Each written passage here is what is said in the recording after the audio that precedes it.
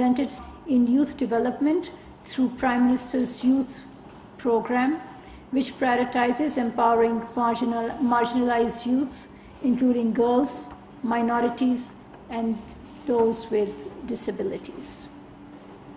Foreign Minister has also highlighted Pakistan's programs for training and capacity building of the youth and their enhanced involvement in high-tech industries, information and communication technology, and environmental conservation. Yesterday, the Foreign Minister chaired a climate change roundtable as part of the CYMM, where he stressed the urgent need for collective action, underscoring the crucial role of Commonwealth youth in advocating for climate solutions. He highlighted Pakistan's experiences, especially the need for international cooperation in building climate resilience and achieving sustainable development goals.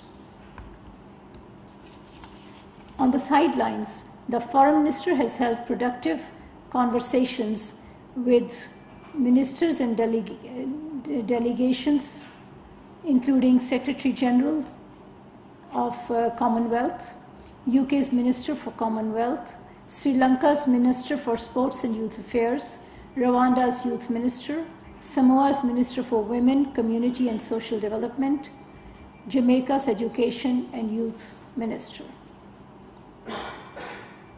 Pakistan's Special Representative on Afghanistan, Ambassador Asif Durrani, paid a two-day visit to Iran from 11th to 12th of September. He held wide-ranging discussions with his Iranian counterpart, Ali Komi, and called on Foreign Minister of Iran, Amir Abdullahian. The visit reflects Pakistan's commitment to closely work with other neighboring countries in promoting the shared ideal of peace and stability in Afghanistan.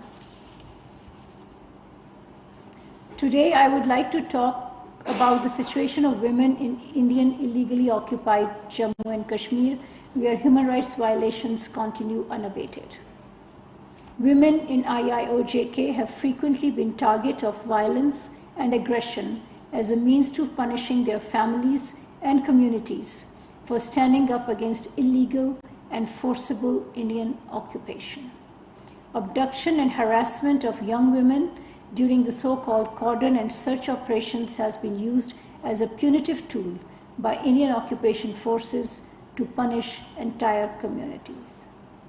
These acts of violence against women are enabled through a pervasive culture of impunity, reinforced by draconian laws such as Armed Forces Special Powers Act that shield the Indian security forces from prosecution from their crimes of sexual violence. Lack of accountability of perpetrators and absence of justice for victims of rape in the occupied region continue to define India's deliberate disregard of rule of law and human rights. These human rights violations must end so that the women of IIOJK can live in peace and dignity. Now, an upcoming visit announcement. Prime Minister Anwarul Haq Kakar will participate in the high-level debate of the 78th session of the UN General Assembly in New York from 18th to 23rd of September.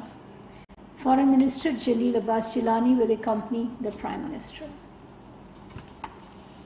The Prime Minister will address the UN General Assembly on the 22nd of September.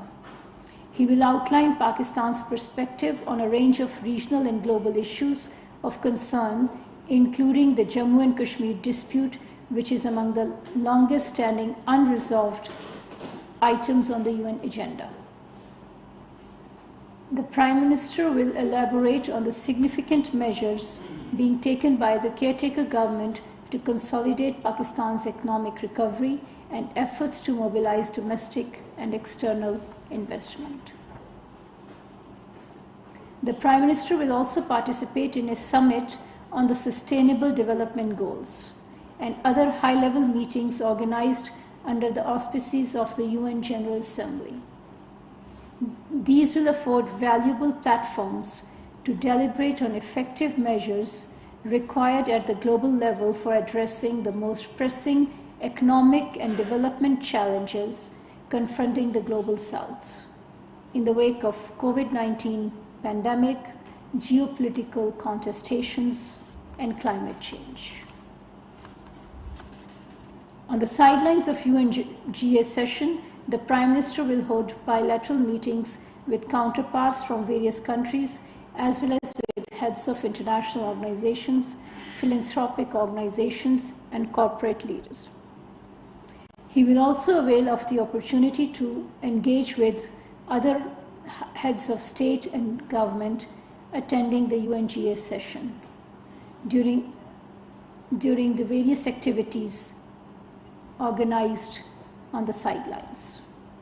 The Prime Minister will also hold interactions with the international media. Pakistan sees the United Nations as the most representative and inclusive forum of the nation states.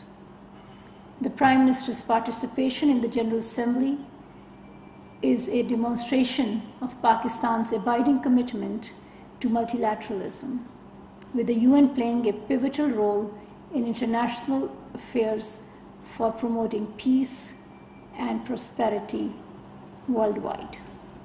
I thank you. तर्जुमान दफ्तर खारिजा मुमताज़ ज़हरा बलोच हफ्तावार news briefing दे रही थीं। आपने मुलाहिजा की, उनका कहना था कि कॉमनवेल्थ में तालीम समेत मुख्तलिफ उमूर पर गौर किया गया।